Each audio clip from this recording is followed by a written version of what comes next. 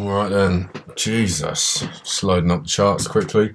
Before I was about to say we just had a pretty choppy day, but as you can see, prices moved up pretty nicely over the lunch hour. So, yeah, no trades today, pretty much after yesterday. Unless there was an absolute clear setup, I wasn't going to take anything. With Fed Powell did testify today, and he is doing it tomorrow as well.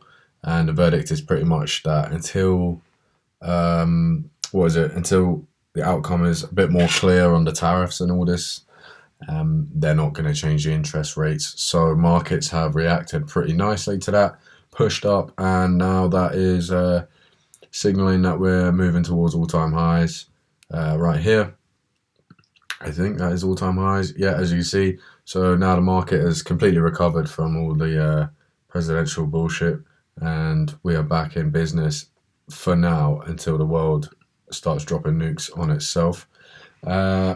So, in terms of what I was looking at as a potential idea before the AM session, as you can see, we got traded up way above previous daily high, and then we got an inverse fair value gap here on Nasdaq and on the S&P as well.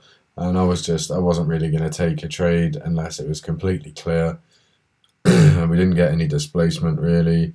It's all just sort of been choppy, and just gradually moving one way or the other today. And yeah, so this line here is the 4-hour sweep of liquidity, and yeah, we come back down into this fair value gap, continue to push up for reference. That fair value gap is this daily one, so yeah, all-time highs on the horizon right now.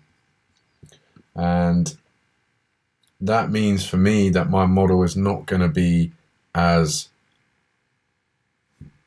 predictable or not common as I can't think of the word. It's not going to occur as much basically, because I know from back testing that once price initially hits all-time highs, it tends to just rip, and it's very difficult for you to catch it in the right way. So say, it's going to be incredibly bullish price action. It's not very often that the price is going to come below the previous daily low and then continue up. It's more likely just going to keep moving up in a uptrend. But if we do see it take place, I will be looking for previous daily lows to get taken first before going for the daily high. And yeah, so that's just something to keep in mind, especially as we come to clear the all-time highs on both Nasdaq and S&P.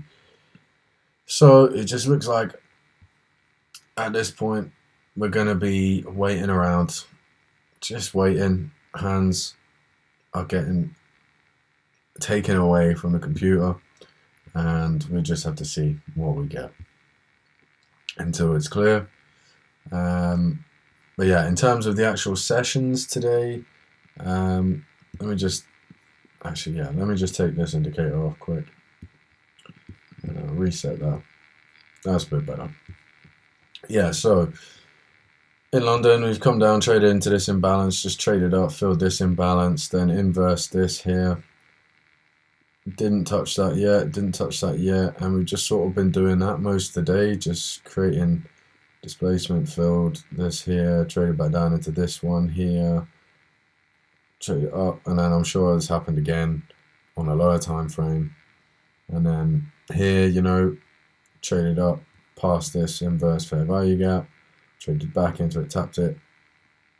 As you can see, that lines up right with the top of this, and then pushed up further to take the London highs during the lunch hour. So yeah, it's just one of them, very choppy. You got to know when to trade, when not to trade, what market conditions are going to be more ideal for your setup.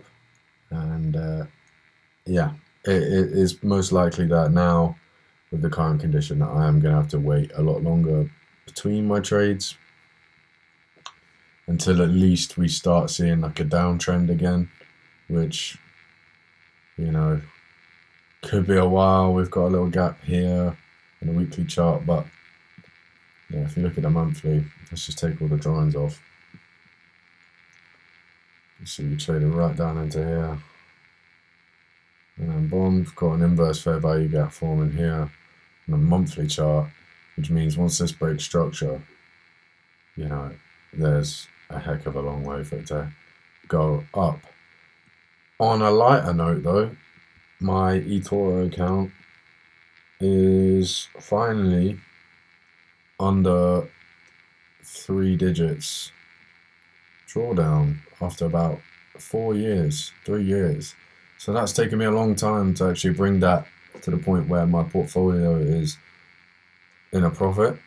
Not my day trading account, but my investing portfolio. So that's nice. So I'm hoping that we continue in this trajectory in that sense, because you know, having a nice green P&L after 4 years of working towards it and just making mistakes, really, it'll be nice to see. Touch wood, hopefully.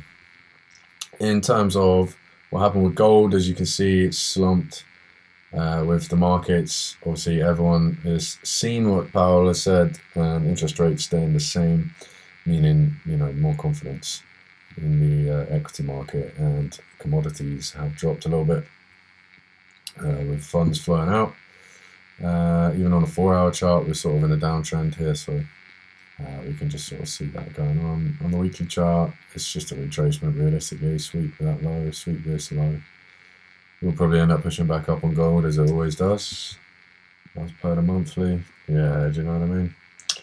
So yeah, I think that's going to just about cover it for me today. And yeah, we've got Jerome Powell speaking again tomorrow. So I'm thinking maybe Thursday or Friday would be a possible opportunity for another trade if it presents itself.